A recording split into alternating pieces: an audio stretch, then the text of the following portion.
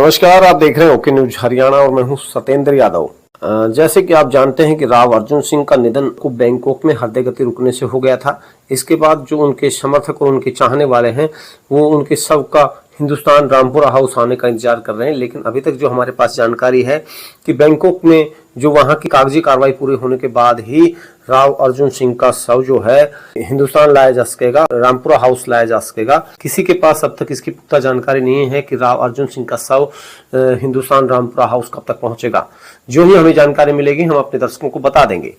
लेकिन इतना जरूर है कि राव अर्जुन सिंह का 15 अक्टूबर को ओके न्यूज हरियाणा को दिया गया जो अंतिम इंटरव्यू कह सकते हैं, क्योंकि इसके बाद वो मीडिया से कभी रूबरू नहीं हो सके और 16 अक्टूबर को ही हिंदुस्तान से बाहर चले गए। तो अपने दर्शकों को बता दें कि ये जो 15 अक्टूबर को जब उन्होंने अपने पिता के साथ आकर अटेली अपने राजनीतिक कार्यालय का उद्घाटन किया था, उस समय का एक इंटरव्यू रिकॉर्डेड हमारे पास में है। वो अपने दर्शकों को दिखा देते हैं कि अंतिम इंटरव्यू में उन्होंने क्या कुछ कहा था।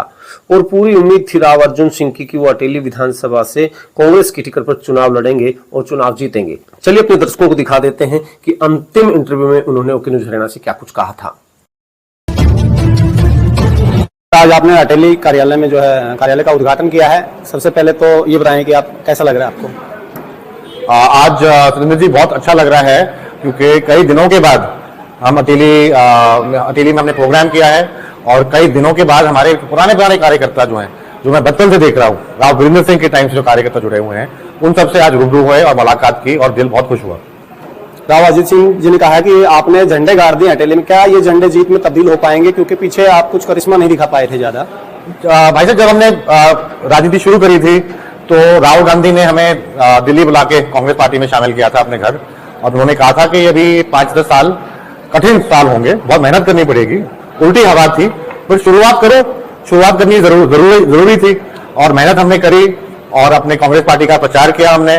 सुनीता जी लगी हुई हैं, अनिल फांडन जी लगे हुए हैं, इनको तो बहुत सालों का तजुर्बा है, इन्होंने तो कांग्रेस के अच्छे दिन भी देखे हैं।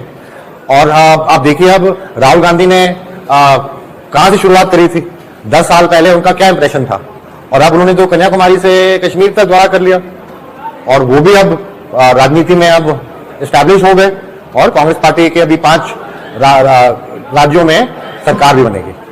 तो क्या आपको लगता है कि कांग्रेस मजबूत है? अब सुनील जी, डेली हमारे समीकरण बदलते जा रहे हैं, धीरे धीरे पब्लिक को सब कुछ समझ में आ रहा है। पब्लिक को कई साल गुमराह कर रखा था क्योंकि काफी बड़ा हिस्सा मीडिया का बिकाऊ है और उन्होंने पब्लिक को बिल्कुल कंफ्यूजन में रख रखा था, अंधेरे में, कि हमारे बड़े अच्छे दिन चल रहे हैं, अमृतकाल है और बहुत बड़े बड़े विकास कार्य हो रहे हैं, और सच्चाई कुछ और है। हर वर्ग दुखी है, कमरतोड़ महंगाई है, बेरोजगारी है, सारे सरकारी संपत्ति थी वो सारी सरकार ने बेच दी और पब्लिक का हर वर्ग परेशान।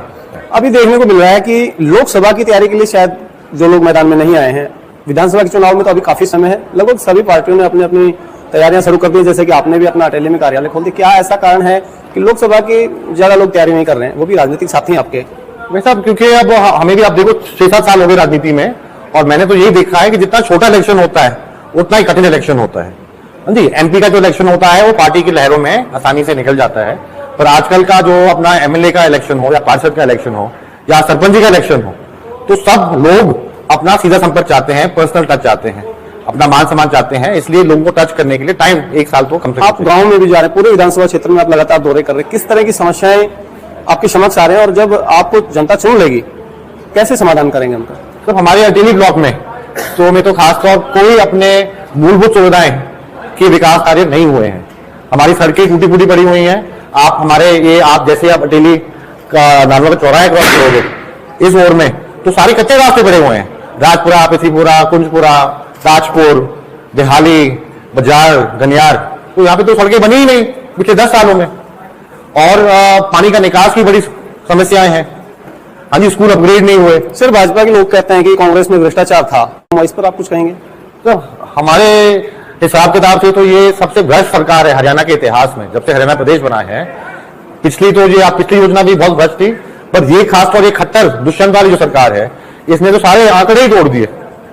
ये तो खाली लूट की सरकार है, कुछ काम ना बावल में अपने रेवाड़ी जिले में हुए, ना महेंद्रगढ़ जिले में हुए, ना गुड़गांव जिले में हुए।